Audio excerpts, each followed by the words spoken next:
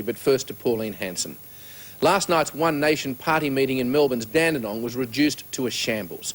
In the worst outbreaks yet seen in the new party's short history, rowdy protesters outnumbered supporters by 10 to 1. Wild scenes followed, with one man bashed unconscious and scores more pelted with missiles as they were forced to run the gauntlet into the meeting.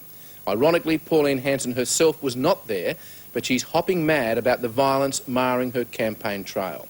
Miss Hanson joins us in our Brisbane studio in a moment, but first a reminder about last night's chaos.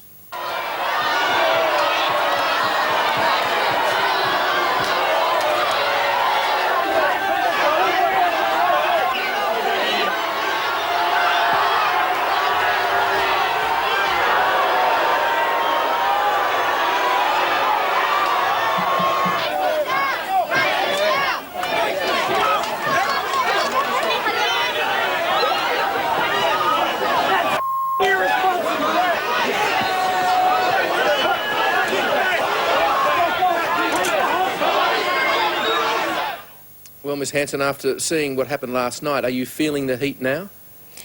Not for myself, no I'm not, but for my supporters I do feel very much for them, and it's a shame that this sort of thing happens.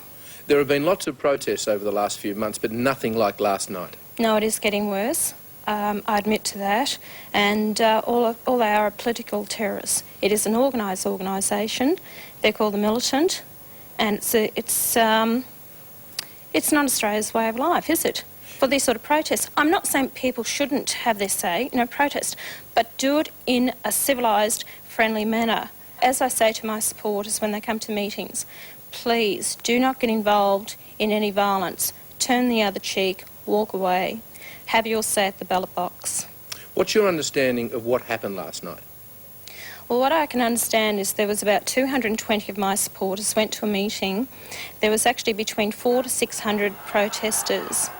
It got quite violent. There was thrown of eggs, tomatoes, potatoes, and this fellow who actually was at the meeting, when he came out of the meeting, he was actually set upon and beaten up. So how does that make you feel? Terrible. It really does. I really feel for these people. But I'm not going to say to people, don't come, because if I say that, well then these people have got away with what they're trying to do, to incite their violence onto others to get their point of view across. Does it worry you that someone could be killed? Of course it worries me. But are we going to live in fear for the rest of our life? Did you ever dream that you'd be involved in such violence and such hatred? No, I never did, and I never wanted it. But it makes me more determined now, and people around me more determined that we have to stop this sort of growing violence that's happening in Australia. You must stand up for your rights and what I believe in. I love this country and I care about the people out there. How do you feel about being supported by bikies, neo-Nazi groups like the British National Party and the Ku Klux Klan in America? Is that an embarrassment or an advantage? I'm not asking for their support or anything like that. I stand up for what I believe in, and I stand up for what I believe what the majority of Australians out there is their concerns. Would you rather not have it? Of course. Look, I don't believe and I don't support these groups, the Nazis. I don't support the Ku Klux Klan. I think those views happened many years ago, and they're not my views. How can you fight and want equality for all, not based on race? Ironically, you've called your party One Nation, and yet more and more it appears to be dividing the nation. I don't think so. I don't believe that, because these are issues that have been swept under the carpet for too long. The issues that I have brought up and addressed is I'm calling for equality for all Australians. I don't care whether you're an Aboriginal or whether you're a non-Aboriginal or whether you've come from another country to make Australia your home, as long as you give this country your undivided loyalty. But people are going to say that, well, Pauline Hanson doesn't treat Aboriginals equally, nor does she treat Asians equally. Where have I never treated Aboriginals equally? I've questioned the system. I'm questioning where has the money gone? Why haven't the people who've been put in the positions ADSIC leaders? Why haven't they been leaders for their people? And why are they worse off now than what they were years ago? And where has all the money gone? Taxpayers' dollars. A lot of people are struggling out there. Because you're an Aboriginal does not give you a monopoly on being disadvantaged. And I want everyone to be treated equally and the same. Are you clear enough on your policies, do you think? Look, people expect me to have an opinion on everything, know everything, and be the minister for everything.